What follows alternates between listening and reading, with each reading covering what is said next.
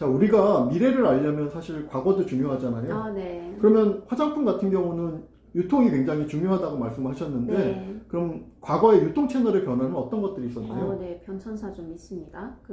예전에 엄마들 한번 생각해보세요. 어릴 때. 네.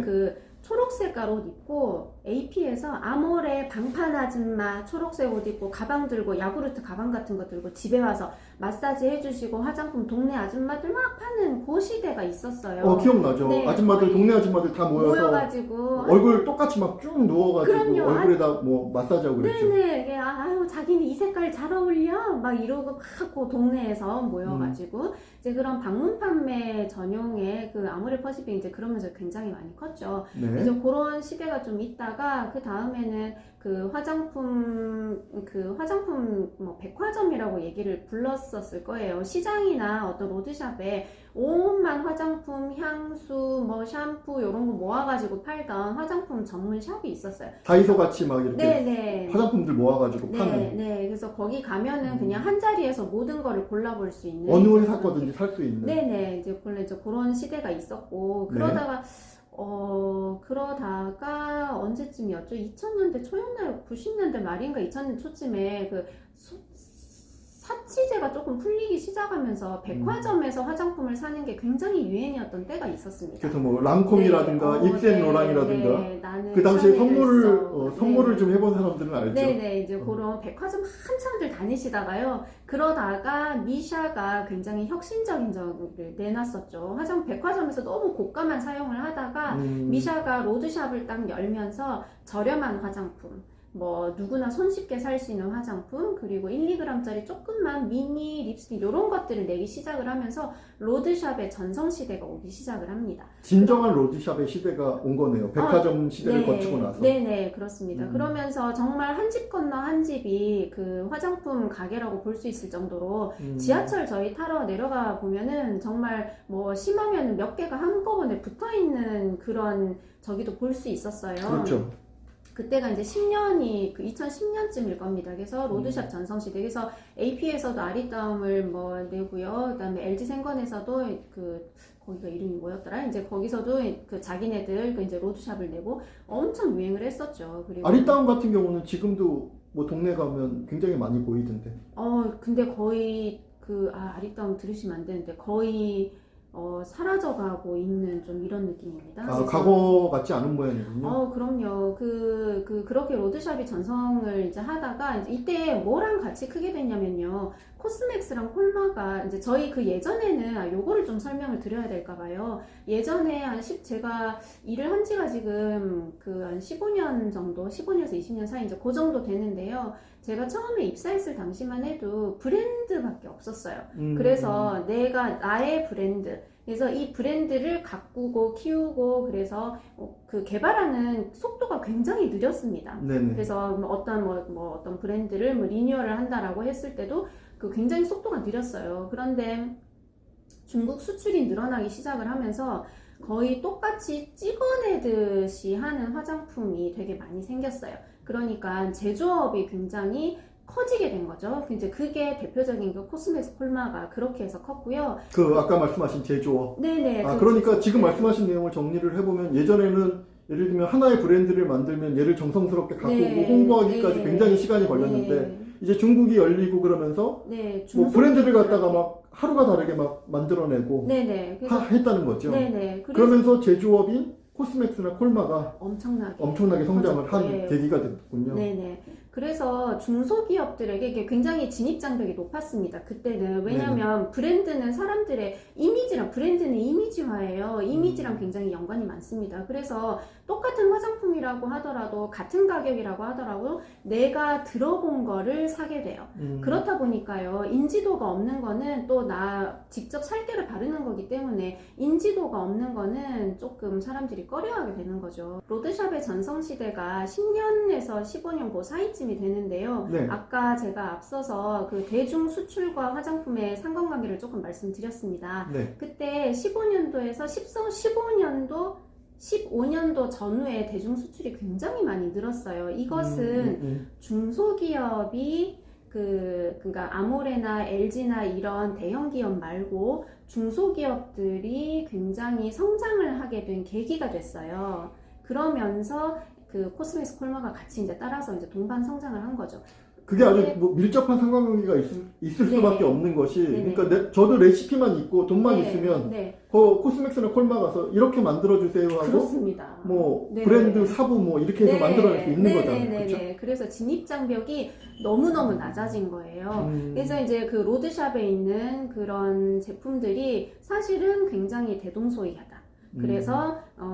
그래서 화장품은 마케팅이 굉장히 중요하다. 조금 이제 얘기가 새기는 했는데요. 네네. 그러면서 로드샵이 굉장히 유행을 하다가 그 어느 날부터 올리브영 같은 헬스 앤 뷰티샵이 하나씩 둘씩 생기기 시작합니다. 일본의 돈키호테나 아니면 마츠모토 키요시 같은 그 종합상사 같은 이런 거를 종합상사라고 표현하면 그런데요. 이제 그 올리브영 같은 H&B 샵을 생각을 하시면 되는데요. 이제 그런 올리브영에서 그 기회를 얻었던, 대중 수출로 기회를 얻었던 중소기업들이 올리브영 같은 곳에 포진을 하게 됩니다. 근데 남자들 입장에서는 사실 아리따움이나 올리브영이나 네. 무슨 차이가 있는지를 전혀 저는 분간을 못 하거든요. 아, 네네. 아리따움은 AP 것만 있어요. 아, 올리브영은요? 올리브영은 별거 다 했어요. 아. 예전에 화장품 백화점이지만 좀 더 세련된 새로운 그 신트렌드를 가진 화장품 백화점이라고 그러니까 볼수 있죠. 특정한 브랜드들만 모아서 낸 흐름이 있었고, 네. 이제 그런 모든 브랜드를 모아서 네. 내는 네. 다이소 같은 느낌이 네. 또 다시 왔다라는 거죠? 네, 그렇습니다. 아, 그게 네. 차이가 있군요. 예, 그거를 이제 H&B 샵이라고 부르고 헬스 앤 뷰티 샵이라고 부르는데 네네. 우리나라에서는 대표적으로 올리브영이 있죠. 예, 거기에서 거기 안에 그 입점되어 있는 제품들은 대부분 보면 그 수출을 함께 하고 있는 회사들이 이제 거의 대부분 이제 많습니다. 그러면서 중저가 화장품들이 기회를 가지게 된 거예요. 네. AP나 LG가 아니어도 소비자 입장에서는 좋을 수 있어요. 어떤 그 개인적인 이런 홀을 맞춰줄 수 있는 그 굉장히 다양한 제품들이 나와 있는 거거든요. 올리브영 들어가서 바구니 하나 들고 보다 보면 시간 가는 줄을 몰라요. 이것도 좋아 보이고 저것도 좋아 보이고 이제 그렇거든요. 그래서 그리고 또 그 트렌드가 가성비를 따르는 이제 트렌드가 또 이제 마침 맞물려져서 H&B 샵이 엄청나게 성장을 하게 됩니다. 그게 지금 상황인 건가요? 그러다가 네네. 그렇죠. 이제 그러다가 이 가성비가 가심비로 조금 넘어오게 되지 않습니까? 네. 이제 그게 17년 이후인데요.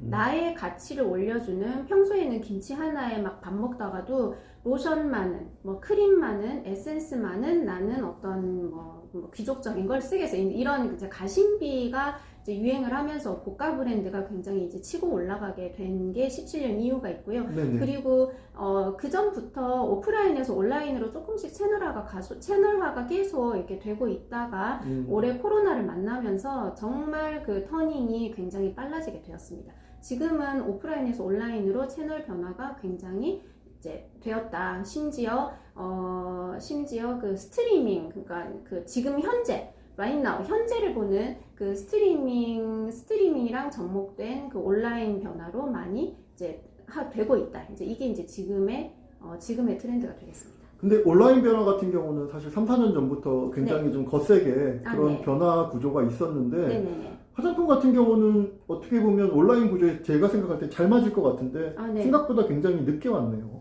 화장품이 오프라인에서 온라인으로 늦었다고 생각을 하시는군요. 네네. 저는 좀 늦었다고 생각해요. 그 전부터 이렇게 터닝은 되고는 있었습니다. 그런데 그 화장품 같은 경우에 내가 사실은 느껴야 되는 거잖아요. 똑같은 제품을 쓰더라도 나는 어떤 제품을 썼는데 그 다음날 얼굴이 막 빛이 나는 것 같아. 그렇지만 이게 화면상에서는 잘은 드러나지 않아요. 알 수가 없죠. 그럼요. 그래서 17년, 18년, 19년도 온라인에서 유행을 했던 거는 왕홍들이 보여줄 수 있었던 거는 색조 화장품이 조금 대세였습니다. 색조 화장품은 눈으로 보여줄 수가 있으니까 바로 네네, 알지만 거의 실제로 뭐 이렇게 피부가 뽀송뽀송해졌어 이런 거는 모르니까. 네네네. 그런데 20년 코로나를 만나면서 아무래도 깨끗함이 좀 더 강조가 되고 또 스트리밍 서비스가 더 이렇게 맞물리다 보니까 지금은 또 스킨케어에 대해서도 이렇게 색조보다, 왜냐면 마스크 쓰고 있으니까 색조들이 잘 안 돼요. 그리고 또 그런 요인도 있네요. 네, 마스크 하고 나면 화장 다 묻잖아요. 네네. 그러니까 오히려 화장을 안 해도 편하게 편하게 다닐 수 있는 여성분들은 좀 이제 그런 그 득도 있었죠. 그러다 보면 아무래도 좀 더 깨끗함, 거기에다가 그 마스크 하고 있으면 아무래도 또 이렇게 트러블, 이제 이런 부분에 좀 더 이렇게 관심을 가지는 클린 뷰티가 또 그 온라인에 이제 이런 부분을 만나가지고 지금은 거의 온라인이 대세라고 볼 수 있습니다.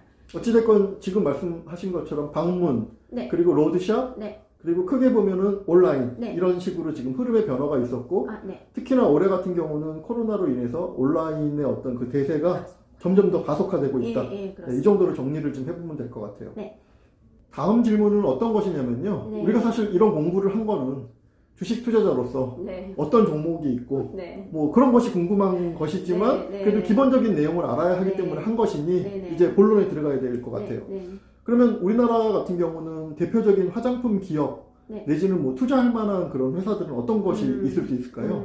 앞서 말씀드렸듯이 AP와 LG가 거의 독과점을 형성을 하고 있습니다. 물론 네. 그 밑에는 또 사슬들이 굉장히 많이 있는데요. 네. 뭐 여기서 일일이 다 소개드리기는 어려우니까 그 대표 종목 4가지 정도를 이제 좀 소개를 시켜드리고, 대부분 또 여기 연동이 돼서 그래프들은 또 장기적으로 보면 다 비슷하지 않습니까? 그렇죠. 그래서 섹터가 같이 움직이죠. 네네, 그 섹터의 대표 종목들을 조금 소개드리려고 하고, 그 대표 종목들이 이제 아모레퍼시픽, LG생활건강, 그리고 제조업에 있어서는 코스맥스, 콜마, 이렇게 개략적으로 회사의 특징들을 좀 설명을 드리려고 합니다. 네, 그러면 아모레퍼시픽부터 시작할까요? 네. AP라고 할게요. 저도 네네. 편하게. 네. AP는 사실 그 우리나라의 대표적인 화장품 회사죠. AP라고 하면은 화장품이라고 떠오를 만큼이요. 네. 근데 AP가 조금 패착이 하나 있었습니다. 아쉽게도 굉장히 약간 보수적인 이런 부분도 있고요. 이제 보수적이라고 얘기를 하면 조금 그럴까요? 그 IMF 때 그때 서경배 회장님이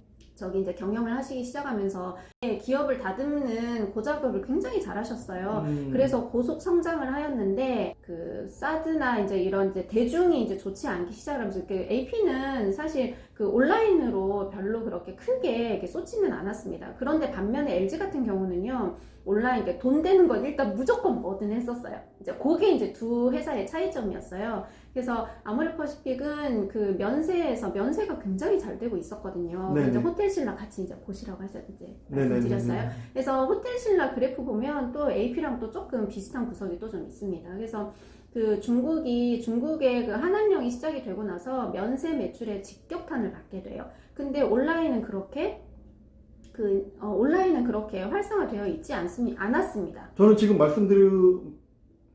말씀을 드리면서 생각이 드는 게 AP 같은 경우는 화장품의 대표 업종으로 대중 수출이 늘어날 때 결국 주가가 최고를 쳤을 거고, 그리고 중국과의 여러 가지 문제가 생기면서 주가가 하락 곡선을 그리는 대표적인 화장품 업종이다. 업종이다. 이렇게 말씀드릴 수 있을 것 같네요. 네, 그렇습니다. 그렇다면 저는 LG 생활건강도 좀 관심이 가는 게 뭐냐면 온라인으로 전환이 AP보다는 훨씬 빨랐던 거잖아요. 네, 빠르고, 그리고 그 LG는 그 화장품이 60%고요. 그리고 음료, 식음료가 20%, 또 생활용품, 뭐 치약 이런 거 있잖아요. 또 그런 차이가 있네요. 네네. AP는 화장품 전문 업체라고 하면 LG는 굉장히 다양한 종류의 생산품들이 있죠. 네, 그래서 포트폴리오가 이런 경우에는 포트폴리오가 조금 좋았었고요. 그리고 또 차이점이요. 아모레퍼시픽은 이니스프리에 굉장히 좀 집중을 했었어요. 그 성장 시기에, 그때 로드샵의 전성 시기에 정말 이니스프리 이쪽으로 봐도 이니스프리, 저쪽으로 봐도 이니스프리, 거리에서 이제 그 정도가 됐었고, 중국에서도 매장이 굉장히 많았어요.